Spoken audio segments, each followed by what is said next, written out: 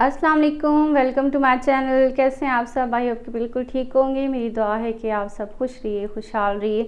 तो आज का व्लॉग मैं बिल्कुल अर्ली मॉर्निंग से शुरू कर रही हूँ। ये मैं पढ़ी थी फजर की नमाज़। अल्हम्दुलिल्लाह, अल्लाह ताला का बहुत शुक्र है कि मैं 5 वक्त की नमाज़ पढ़ रही हूँ। और जब नमाज़ पढ़ ली उसके बाद फिर मैं तिलावत कर लेती हूँ। डेली मैं सूरह यासीन, सूरह रहमान और सुबहान अल्लाहि व बिहम्दिही सुबहान अल्लाहिल अज़ीम, ये एक तस्बीह पढ़ लेती हूँ। तो ये फ़जर की मेरी रूटीन हो गई नमाज और तिलावत की। और फ़जर के टाइम पे इतनी तेज़ बारिश हो रही थी, तकरीबन पूरा 1.5 घंटा मुसलसल इतनी तेज़ बिजली चमकती रही और मुसलसल सही तेज़ बारिश होती रही ना। फिर हमने बारिश को भी बड़ा इंजॉय किया। सुबह के टाइम पे बहुत ज़्यादा तेज़ बारिश हो रही थी। ये देखें, आप बिजली के चमकने से अंदाज़ा लगा सकते हैं कि कितनी तेज़ बारिश होगी। तो माशाल्लाह से बारिशें वगैरह हो रही हैं और मौसम भी बहुत अच्छा हो गया। और फ़ातिमा भी मेरे साथ उठी हुई थी। तो ये देखें, फ़ातिमा बारिश को एंजॉय कर रही है, बड़ा खुश हो रही थी। कभी फ्रंट डोर पे आ रही थी, कभी बैक साइड पे, और कह रही थी मैं बारिश में चली जाऊँ। फिर कभी जाती, कभी इस तरह से वो खेल रही थी। और उससे भी नमाज़ पढ़ने का शौक़ होता है ना, तो वो मेरे साथ नमाज़ भी पढ़ती है माशाल्लाह से। और ये देखिए, इतनी मज़े की बारिश थी। उसके बाद फिर मैंने नाश्ता बनाया। इस तरह से ये मैं बाल वाला पराठा बनाती हूँ। तो पेड़े मतलब लेके ना, पेड़े जितना आटा लेके उसको थोड़ा सा फैला लेती हूँ, उस पर घी लगा के उसको राउंड इस तरह से करके, और फिर ये पेड़ा बन जाता है बाल वाला पराठे के लिए।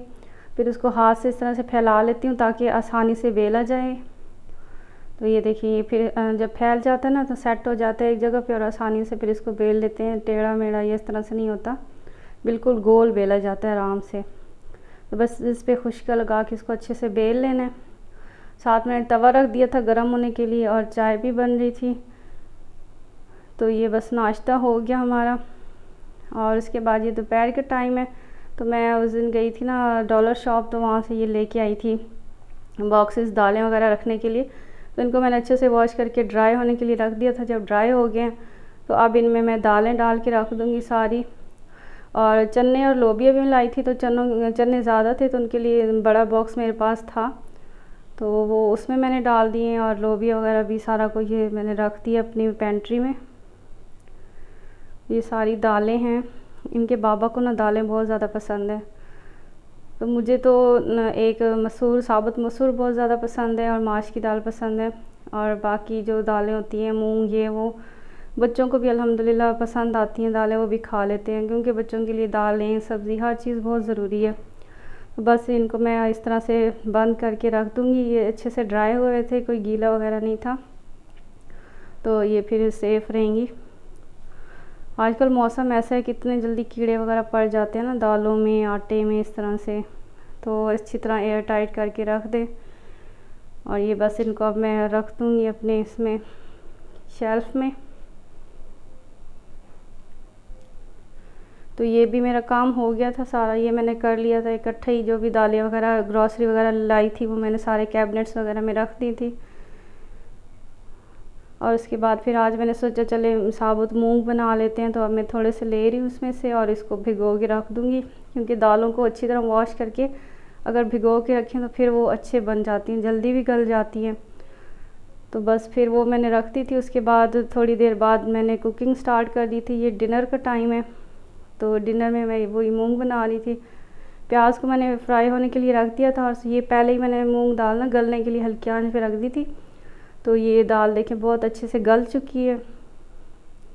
जब ये गल जाती है तो ना ये फट जाती है, बिल्कुल मिक्स हो जाती है अंदर, लेकिन टेस्टी बहुत लगती है। और ये देखें, फ़ातिमा भी आ गई है मेरी हेल्प करवाने के लिए कुकिंग में।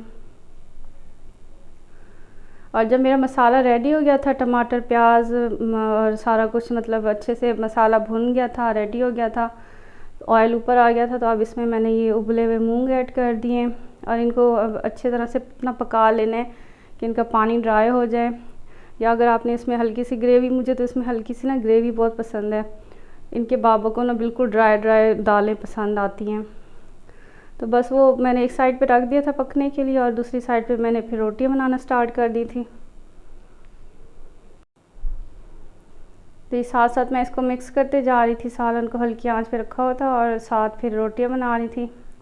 तो अचानक से ना गैस बंद हो गई। फिर दोबारा से मैंने इसको चूल्हा जलाया, और रोटी जब दोनों तरफ से पक जाती है ना हल्की हल्की सी, फिर मैं इसको इस तरह से आग पे सेक लेती हूँ तो वो अच्छे से रेडी हो जाती है। फिर ये बस मेरी यहाँ पे डिनर बन रहे हैं साथ साथ, क्योंकि ये जो दालें होती है ना, जब ये बिल्कुल ड्राई होने वाली स्टेज पे हो ना तो ये नीचे चिपकने लग जाती हैं और जलने का ख़तरा होता है। फिर उसको साथ साथ मिक्स देना बहुत ज़रूरी होता है। बेशक हल्की आंच पे थी लेकिन साथ साथ उसको मैं मिक्स कर रही थी। तो ये देखिए हमारा डिनर रेडी हो गया। ये एमन का सालन है और ये रोटियाँ हैं और ये हमारा सालन। इसमें मैंने लास्ट में मिर्चें वगैरह ऐड कर दी थी और साथ दालों के साथ दही चटनी। हमारा धनिया ख़त्म हो गया था, नहीं तो हम लाजमी चटनी बनाते हैं ना हरे धनिए की, तो फिर साथ ऐसी खाली दही ऐड रख दिया। और ये मेरा प्लेटर है, मतलब मेरी प्लेट है, थोड़ी सी दही, थोड़ी सी दाल, ढेर सारे खीरे, प्याज, हरी मिर्चें। इस तरह से दाल खाने का बड़ा मज़ा आता है। तो ये मेरी प्लेट हो गई थी। बस फिर डिनर वगैरह हो गया, उसके बाद इतने ढेर सारे बर्तन जमा हो गए तो बर्तन वगैरह मैंने वॉश कर लिए थे। अपनी प्लेटें वगैरह, पतीले चाहिए, वो सारा कुछ जो होता है।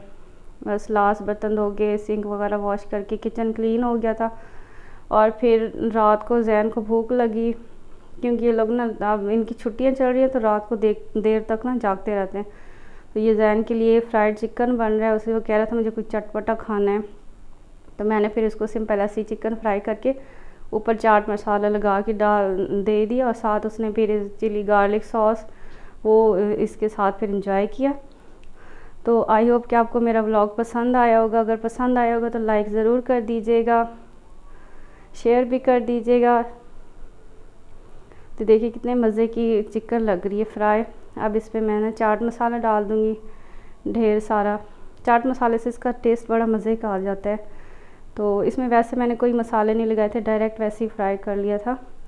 तो अल्लाह हाफिज़।